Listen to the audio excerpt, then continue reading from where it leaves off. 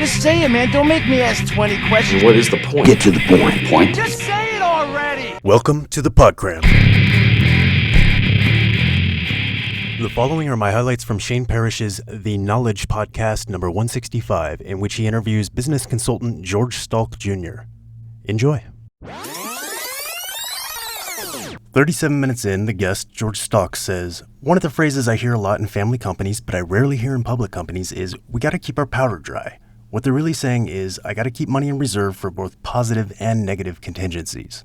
Then the host, Shane Parrish, follows up with, "If you go back to Carnegie or Rockefeller, they were always playing offense. They always had dry powder. They always went into negotiations with a lot of money. They inevitably waited for downturns and then took advantage of them. They'd build up their balance sheet and then go all in during the downturn.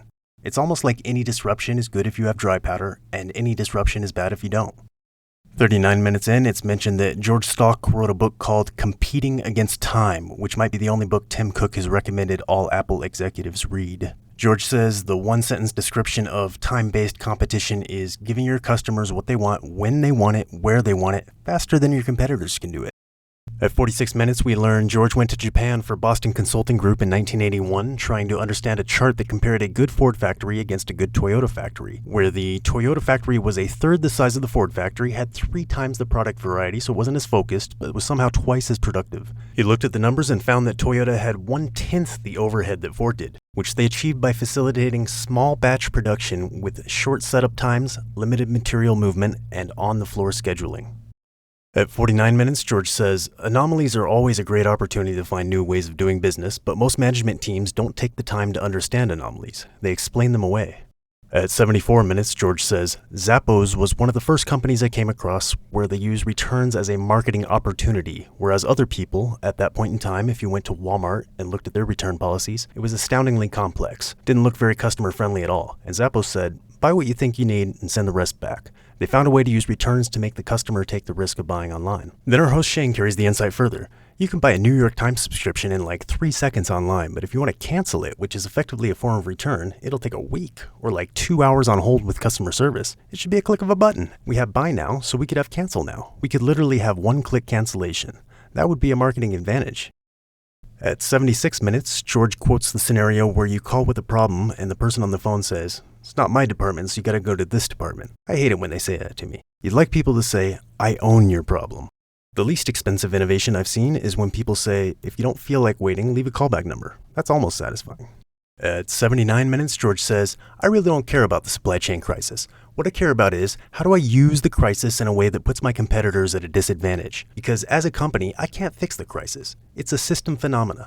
We have a very complex system that was working very smoothly, and then it was disturbed by government lockdowns. When a system that's complex is disturbed, it has a response that's often called the bullwhip effect. All parts of the system start to oscillate. The factory overproduces and underproduces, inventory becomes stockouts and overstocks. The way to minimize the impact of the supply chain crisis on me that results in me being a higher performer than my competitor are often things that people don't want to do because they look like they cost more. One thing I can do is order more frequently and pay whatever penalty it takes to get that. I can arrange containers that aren't full so the container's not waiting to be filled up before it comes. I'll pay the difference in premium.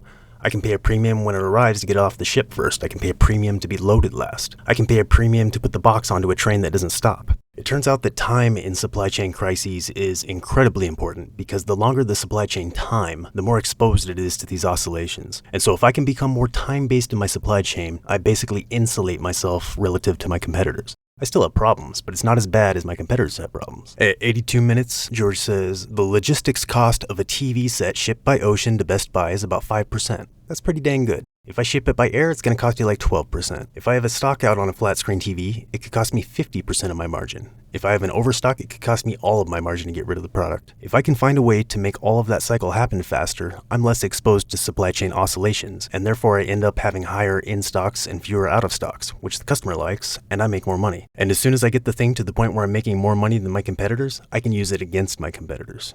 If one starts building into the profitability analysis of the product the cost of overstocks and the cost of understocks, you can accept the fact that I'm going to pay more for my step in the supply chain so that somewhere further down the benefit shows up and I get a premium of some sort. That's the hard part, to get people to do that. At 87 minutes, George gets into his big theory.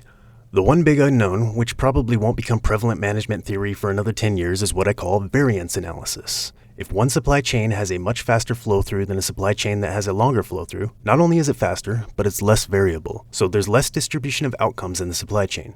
If you take two supply chains, one that has an 8-week time and one that has a 2-week time, the variability of the output at the one that's 2 weeks will be about 1/8 of the variability of the other. There's a variance advantage that's possible. As a footnote on that, variance comes from two sources. It comes from changes in the outside world. In the case of an airline, it comes from a storm, something like that, airport closure, or it can be self-generated. And it turns out that the supply chain that has a high time and high variance, because they always go together, even if the outside world doesn't change very much at all, it'll generate its own turbulence inside, and turbulence equates to cost. So the supply chain that's fast and low variance is much higher performing than the one that's slow and high variance. And again, I don't have to fix the supply chain problem, I just have to make mine better than my competitors. Most people don't think they can manage the variance in the supply chain, but they can. Canadian Tire uses something called flow casting. On a daily basis, they're looking at each element of their supply chain and trying to figure out how it's going, where the variances are, and then where they have problems, they throw people at it and get it fixed, even though they don't own that step in the supply chain.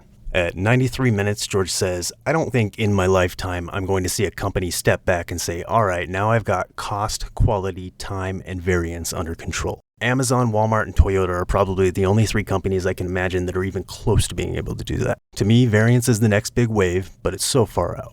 Okay, that's all I got for you guys today. We just turned an hour-and-a-half podcast into 6.5 minutes, so if you enjoy that concept, let me know and I'll keep it going. Thanks for listening to this installment of The Podcram. I hope it contains something useful for you. If you enjoy these selections and are curious about the curator's own thoughts, you can check out my other podcast, Psychic Lube, where I share concise concepts meant to grease the intellectual gears and help get your creative juices flowing. Each episode is an ongoing collaborative project that welcomes listeners to expand or rebut its points by email or comment, the most interesting of which get incorporated through periodic re-recordings. As always, if you're intrigued by today's content, I encourage you to go listen to the full podcast in its original form directly from its creators so that their sponsors keep paying them to make stuff for us and nobody feels compelled to sue me for copyright infringement. Now, get off your phone and go do smart stuff. Have a productive day.